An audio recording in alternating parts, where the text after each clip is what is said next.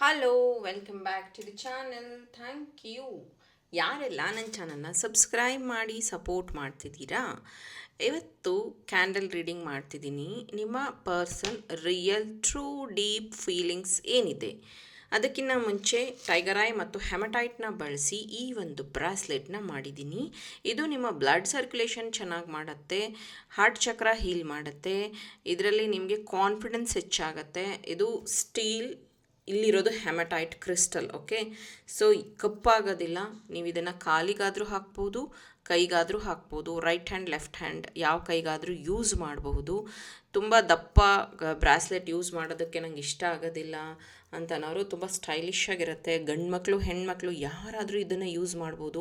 ಈಗಿನ ಟೈಮಲ್ಲಿ ಕಾನ್ಫಿಡೆನ್ಸ್ ಕಮ್ಮಿ ಆಗೋದು, ಲೋ ಕಾನ್ಫಿಡೆನ್ಸ್ ಇಲ್ಲದೆ ಇರೋವಂಥದ್ದು ಕಾಮನ್ ಆಗಿದೆ. ಪ್ಲೀಸ್ ಈ ಒಂದು ಬ್ರಾಸ್ಲೆಟ್ನ ಯೂಸ್ ಮಾಡಿ ಆ ಒಂದು ಪ್ರಾಬ್ಲಮ್ನ ಸಾಲ್ವ್ ಮಾಡ್ಕೊಳ್ಳಿ.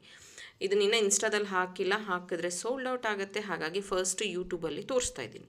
ಸೊ ಈ ಒಂದು ರೀಡಿಂಗ್ ಸ್ಟಾರ್ಟ್ ಮಾಡೋದಕ್ಕಿಂತ ಮುಂಚೆ ನಿಮ್ಮ ಪರ್ಸನ್ ಬಗ್ಗೆ ಯೋಚನೆ ಮಾಡ್ತೀರಿ. ಅವರ ಹೆಸರನ್ನು 3 ಟೈಮ್ಸ್ ನಿಮ್ಮ ಮನಸ್ಸಲ್ಲಿ ಹೇಳ್ಕೊಳ್ಳಿ. ಸೊ ಈಗ ಈ ಸಮಯದಲ್ಲಿ ಅವರು ನಿಮ್ಮ ಬಗ್ಗೆ ಏನು ಯೋಚನೆ ಮಾಡ್ತಿದ್ದಾರೆ, what they are thinking. So ಇದು ಮನಿ ಅಟ್ರಾಕ್ಷನ್ ರಿಂಗ್. ನಿಮಗೆ ಮನಿ ಅಟ್ರಾಕ್ಷನ್ ರಿಂಗ್ ಬೇಕಂದ್ರೂ ನೀವು ಬುಕ್ ಮಾಡ್ಕೋಬಹುದು. So let's start. ನೋಡಿ, ಬ್ಯೂಟಿಫುಲ್ ಟ್ರೇ ತಂದಿದ್ದೀನಿ ನಿಮ್ಮ ಲವ್ ರೀಡಿಂಗಿಗೋಸ್ಕರ. ಆ್ಯಂಡ್ ಇದು ನನ್ನ ಏಂಜಲ್ಸ್ ಮತ್ತು ಫೇರಿ ಟೈಲ್ಗೋಸ್ಕರ ಸೋಫಾ.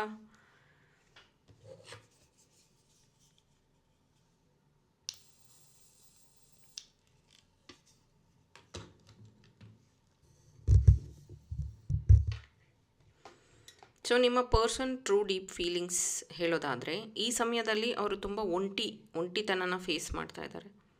ತುಂಬ ಅಲೋನ್ ಫೇಸ್ ಮಾಡ್ತಿದ್ದಾರೆ ಇನ್ ದ ಸೆನ್ಸ್ ಫೀಲ್ ಮಾಡ್ತಾ ಇದ್ದಾರೆ.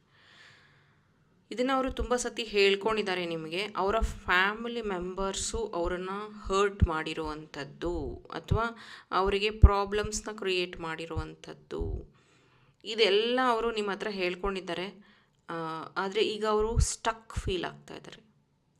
ಯಾಕಂದರೆ ಆ ಒಂದು ಪ್ರಾಬ್ಲಮ್ ನಿಮ್ಮ ಪ್ರೀತಿ ಮೇಲೂ ಎಫೆಕ್ಟ್ ಆಗ್ತಿದೆ, ನಿಮ್ಮ ಪ್ರೀತಿಯಲ್ಲಿನೂ ಅದು ಎಫೆಕ್ಟ್ ಆಗ್ತಿದೆ.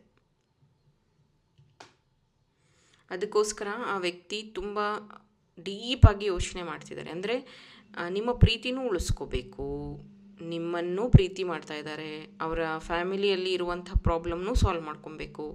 ಸರಿಯಾಗಿ ಅವರಿಗೆ ಎಲ್ಲೂ ಕಾನ್ಸಂಟ್ರೇಷನ್ ಮಾಡೋಕ್ಕಾಗ್ತಿಲ್ಲ.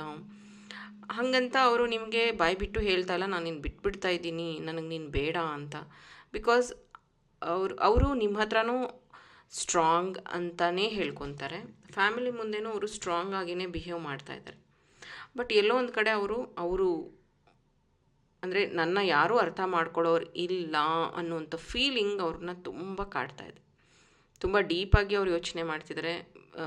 ಮೇ ಬಿ ಅವರು ಕಣ್ಣೀರು ಸಹ ಹಾಕ್ತಾಯಿದ್ದಾರೆ.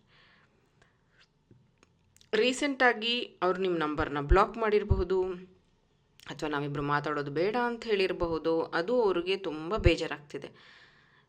ನಾನು ಹಿಂಗೆ ಹೇಳಬಾರ್ದಾಗಿತ್ತು ಈ ವ್ಯಕ್ತಿಗೆ, ಈ ಥರ ಹೇಳಿ ತಪ್ಪು ಮಾಡಿಬಿಟ್ಟೆ. ಸೊ ನಿಮ್ಮನ್ನು ಕಳ್ಕೊಂಡು ಬಿಡ್ತೀನಿ ಅನ್ನೋಂಥ ಭಯ ಅವ್ರಿಗೆ ಕಾಡ್ತಾ ಇದೆ.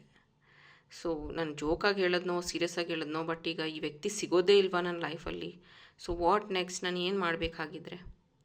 ಸೊ ಆ ಭಯನೂ ಇವ್ರಿಗೆ ಕಾಡ್ತಾ ಇದೆ. ಅವ್ರು ಮಾತಾಡುವಾಗ ಕಾನ್ಫಿಡೆನ್ಸ್ ಆಗೇ ಮಾತಾಡಿದ್ರು, ಆದರೂ ಈಗ ಅವರಿಗೆ ಭಯ ಕಾಡ್ತಾ ಇದೆ. ಮಕರ ರಾಶಿ, ಸಿಂಹ ರಾಶಿ, ಕುಂಭ ರಾಶಿ, ವೃಶ್ಚಿಕ ರಾಶಿ, ಮಿಥುನ ರಾಶಿ ಪ್ರೆಸೆಂಟ್ ಇರುವಂಥದ್ದಿದೆ. ನಿಮ್ಮ ಹೆಸರಲ್ಲಿ ಅಥವಾ ನಿಮ್ಮ ಪಾರ್ಟ್ನರ್ ಹೆಸರಲ್ಲಿ ಈ ರಾಶಿಯವರು ಬರ್ತಿರಬಹುದು.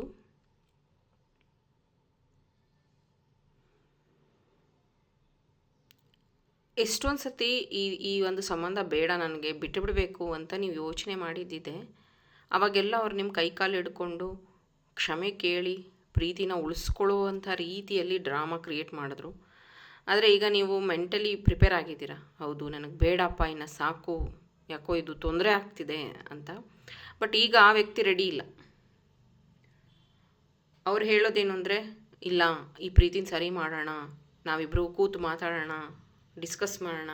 ಬಟ್ ಎಲ್ಲೋ ಒಂದು ಕಡೆ ನಿಮಗೆ ಮುಂಚೆ ಇದ್ದಂಥ ಕಾನ್ಫಿಡೆನ್ಸ್ ಈ ವ್ಯಕ್ತಿ ಮೇಲೆ ಬರ್ತಾ ಇಲ್ಲ. ಕೆಲವೊಂದು ಸತಿ ನಿಮ್ಗೆ ಅನಿಸುತ್ತೆ ಇವರು ಬೇರೆಯವ್ರ ಜೊತೆಗೆ ಫೋನ್ ಕಾಂಟ್ಯಾಕ್ಟಲ್ಲಿ ಇದ್ದಾರಾ, ಇವ್ರು ಯಾರಿಗಾದರೂ ಫೋನ್ ಮಾಡ್ತಾ ಇದ್ದಾರಾ, ಯಾಕಂದರೆ ಅವ್ರ ಎನರ್ಜಿಯಲ್ಲಿ ಚೇಂಜಸ್ ನೀವು ಗುರುತಿಸ್ತಾ ಇದ್ದೀರಾ. ಮೇ ಬಿ ನೀವು ಸ್ಪಿರಿಚುವಲಿ ಸ್ಟ್ರಾಂಗ್ ಇದ್ದೀರಾ, ಮೇ ಬಿ ನೀವು ಮೆಡಿಟೇಷನ್ಗಳು ಅಥವಾ ರೇಕಿ ಹೀಲಿಂಗ್ ಸಮಥಿಂಗ್ ನೀವು ಸ್ಪಿರಿಚುವಲಿ ಪ್ರಾಕ್ಟೀಸಸ್ನ ಕಲ್ತ್ಕೊಂಡಿದ್ದೀರಾ. ಹಾಗಾಗಿ ನಿಮಗೆ ಅವರ ಎನರ್ಜಿಯಲ್ಲಿ ಡಿಫ್ರೆನ್ಸ್ ಕಾಣ್ತಾ ಇದೆ, ಗುರುತಿಸ್ತಾ ಇದ್ದೀರಾ. ಆ್ಯಂಡ್ ತುಂಬ ಸತಿ ನಾನು ಲವ್ ರೀಡಿಂಗ್ ಮಾಡುವಾಗ ಅಬ್ಸರ್ವ್ ಮಾಡಿದ್ದೀನಿ, ನಿಮ್ಮ ಹಾರ್ಟ್ ಚಕ್ರ ಬ್ಲಾಕ್ ಇರುತ್ತೆ. ಸೊ ನಿಮ್ಮ ಹಾರ್ಟ್ ಚಕ್ರ ಬ್ಲಾಕ್ ಇದ್ದಾಗ ನೀವು ಎಂಥ ಹೊಸ ವ್ಯಕ್ತಿನೇ ಅಟ್ರ್ಯಾಕ್ಟ್ ಮಾಡಿದ್ರು, ಒಳ್ಳೆ ವ್ಯಕ್ತಿನ ಅಟ್ರ್ಯಾಕ್ಟ್ ಮಾಡಿದ್ರು ಲೈಫಲ್ಲಿ, ಅವರು ಬಂದ ಮೇಲೆ ನಿಮ್ಮ ಜೀವನದಲ್ಲಿ ಕಷ್ಟ, ದುಃಖ, ಮನಿ ಪ್ರಾಬ್ಲಮ್, ಹೆಲ್ತ್ ಪ್ರಾಬ್ಲಮ್ ಎಲ್ಲ ಶುರುವಾಗಿರುತ್ತೆ. ನೀವು ಅದನ್ನು ಅಬ್ಸರ್ವೇ ಮಾಡಿರಲ್ಲ. ಬರೀ ಅವರಿಗೆ ಪ್ರೀತಿ ಕೊಡೋದು, ಅವರನ್ನೇ ಪ್ರೀತಿ ಮಾಡೋದು, ಅವ್ರ ಪ್ರಾಬ್ಲಮ್ಸ್ನೇ ಸಾಲ್ವ್ ಮಾಡ್ಕೊಂಡು ಇದ್ದು ಹೋಗ್ಬಿಡ್ತೀರಿ ಹೊರತು ನಿಮ್ಮನ್ನು ನೀವು ಇಗ್ನೋರ್ ಮಾಡಿರ್ತೀರ. ಸೊ ಆ ಥರ ಪ್ಯಾಟ್ರನ್ ಇದ್ದರೆ ನಿಮ್ಮ 7 ಚಕ್ರ ಹೀಲಿಂಗ್ ವೆರಿ ಇಂಪಾರ್ಟೆಂಟ್. ಇವತ್ತು ಅಂದರೆ 18ನೇ ತಾರೀಕು ಜುಲೈ ಕಾರ್ಡ್ ಕಟ್ಟಿಂಗ್ 7 ಚಕ್ರ ಮಾಡ್ತಾಯಿದ್ದೀನಿ. ದಯವಿಟ್ಟು ಇಂಟ್ರೆಸ್ಟ್ ಇರೋರು ಜಾಯಿನ್ ಆಗಿ. ಕನ್ನಡದಲ್ಲಿ ಫಸ್ಟ್ ಟೈಮ್ ಮಾಡ್ತಿದ್ದೀನಿ. 7 ಚಕ್ರ ಮೆಡಿಟೇಷನ್, 7 ಚಕ್ರ ಹೀಲಿಂಗ್ ಎಲ್ಲರೂ ಮಾಡ್ತಾರೆ, but it's a cord cutting, it's a different experience ನಿಮ್ಗಾಗತ್ತೆ. ಆ್ಯಂಡ್ ಎಲ್ಲರಿಗೂ ಇಂಪಾರ್ಟೆಂಟ್ ಆಗಿರುವಂಥದ್ದು ಇದು.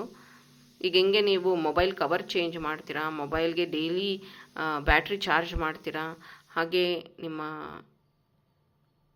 ಬ್ಯಾಂಕಲ್ಲಿ ನಿಮ್ಮ ಅಕೌಂಟನ್ನು ಅವಾಗವಾಗ ಚೆಕ್ ಮಾಡ್ತಾ ಇರ್ತೀರ. ಅದೇ ರೀತಿ ನಿಮ್ಮ ಚಕ್ರಾಸ್ಗೂ ಅವಾಗವಾಗ ರೀಚೆಕ್ ಮಾಡುವಂಥದ್ದು ಅಥವಾ ನಿಮ್ಮ ಚಕ್ರಾಸ್ನ ಅವಾಗವಾಗ ಅಪ್ಗ್ರೇಡ್ ಮಾಡ್ಕೊಳ್ಳುವಂಥದ್ದು ಇಂಪಾರ್ಟೆಂಟ್ ಇದೆ.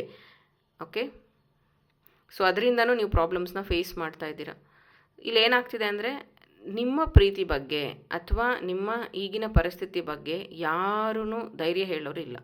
ಬಿಕಾಸ್ ಕೆಲವೊಂದು ವಿಷಯಗಳನ್ನು ನೀವು ಯಾರ ಹತ್ರನೂ ಶೇರ್ ಮಾಡೋಕ್ಕಾಗೋದಿಲ್ಲ.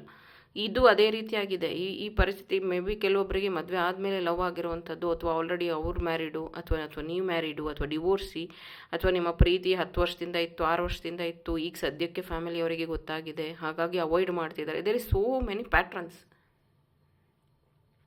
ಮೇ ಬಿ ಇದು ಕಾರ್ಮಿಕ್ ಇರಬಹುದು. ಕಾರ್ಮಿಕ್ನ ಹೀಲ್ ಮಾಡ್ಕೊಂಡಿಲ್ಲ ಅಂತಂದರೆ ಎಂಡ್ ಏನಾಗುತ್ತೆ, ಪ್ರೀತಿಯ ಎಂಡ್ ಏನಾಗುತ್ತೆ ಅಂದರೆ ಇಬ್ಬರ ಮಧ್ಯೆ ಮನಸ್ತಾಪ ಬರುವಂಥದ್ದು, ಇಬ್ಬರು ದೂರ ಆಗುವಂಥದ್ದಾಗತ್ತೆ. ಇನ್ನು ಯಾರಾದರೂ ನೀವು ಇನ್ನೂ ಮದುವೆ ಆಗಿಲ್ಲ, ಇಬ್ಬರೂ ಪ್ರೀತಿ ಮಾಡ್ತಿದ್ದೀರಾ ಅಂತಂದರೆ ಈ ವ್ಯಕ್ತಿ ಯಾಕೋ ಇತ್ತೀಚೆಗೆ ನಿಮ್ಮನ್ನು ಇಗ್ನೋರ್ ಮಾಡ್ತಿರುವಂಥದ್ದು, ಸಿಟ್ಟು ಕೋಪ ಮಾಡ್ತಿರುವಂಥದ್ದು ಕಾಣಿಸ್ತಾ ಇದೆ. ನೀವು ಅಂದ್ಕೊಳ್ಳೋದು ನಾನು ಏನು ತಪ್ಪು ಮಾಡಿದ್ದೀನಿ ಅಂತ ಇವ್ರು ಇಷ್ಟೊಂದು ನನ್ನ ಮೇಲೆ ಕೋಪ ಮಾಡ್ಕೋತಾ ಇದ್ದಾರೆ, ಇವ್ರಿಗೆ ಹೇಗೆ ಬೇಕೋ ಹಾಗೆ ನಾನು ಬಿಹೇವ್ ಮಾಡ್ತೀನಿ, ಇವ್ರಿಗೆ ಹೇಗೆ ಬೇಕೋ ಆ ಟೈಮಲ್ಲಿ ನಾನು ಕಾಲ್ ಮಾಡ್ತೀನಿ, ಇವ್ರಿಗೆ ಯಾವುದೇ ರೀತಿ ಡಿಸ್ಟರ್ಬ್ ಮಾಡೋದಿಲ್ಲ, ಆದರೂ ಇವ್ರು ಯಾಕೆ ನನ್ನ ಇಷ್ಟೊಂದು ಹರ್ಟ್ ಮಾಡ್ತಿದ್ದಾರೆ ಅಂತ ನಿಮ್ಗೆ ಅನ್ನಿಸ್ಬಹುದು. ಎಸ್, ಅವ್ರ ಲೈಫಲ್ಲಿ ಪ್ರಿಯಾರಿಟಿ ಅಂತ ಬಂದಾಗ ಅವ್ರು ಹೇಳೋದು ನಿನ್ನನ್ನು ನಾನು ತುಂಬ ಪ್ರೀತಿ ಮಾಡ್ತೀನಿ, ನೀನೇ ನನ್ನ ಜೀವ, ನನ್ನ ಪ್ರಾಣ, ನನ್ನ ಲೋಕ ಅಂತೆಲ್ಲ ಹೇಳ್ತಾರೆ.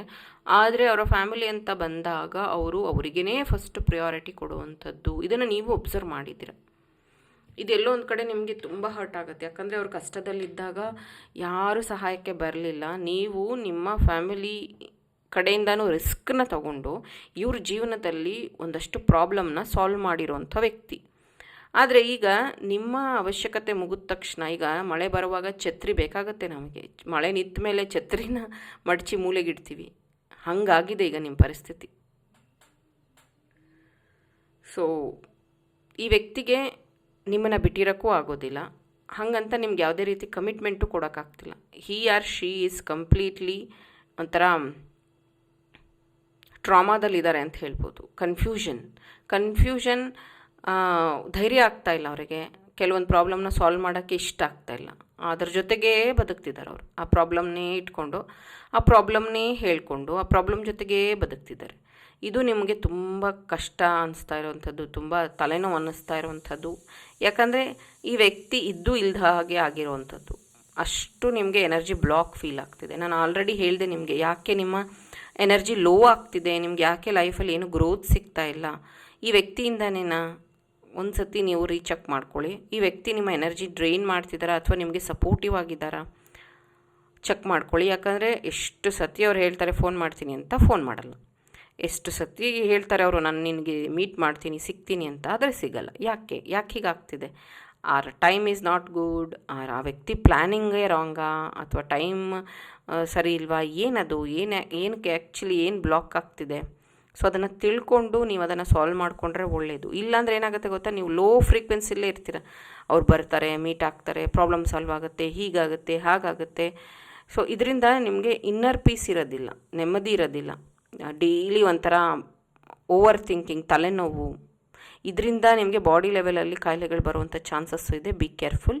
ಸೊ ಇದು ನಿಮ್ಮ person real true deep feelings ಆಗಿತ್ತು.